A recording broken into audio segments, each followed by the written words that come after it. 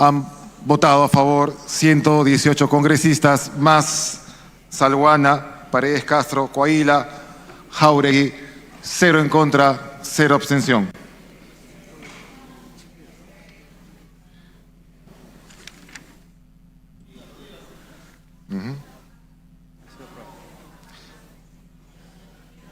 En consecuencia, ha sido aprobada la resolución que declara la vacancia de la presidencia de la República por la causal prevista en el numeral 2 del artículo 113 de la Constitución Política del Perú.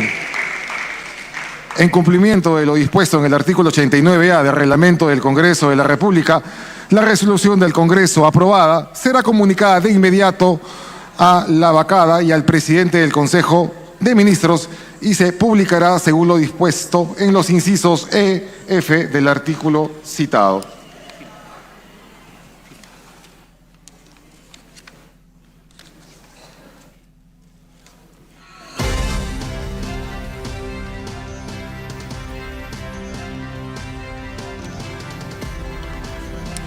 Señores congresistas, se levanta la sesión y se convoca de inmediato a la sesión solemne de asunción del cargo del presidente de la República, del presidente del Congreso.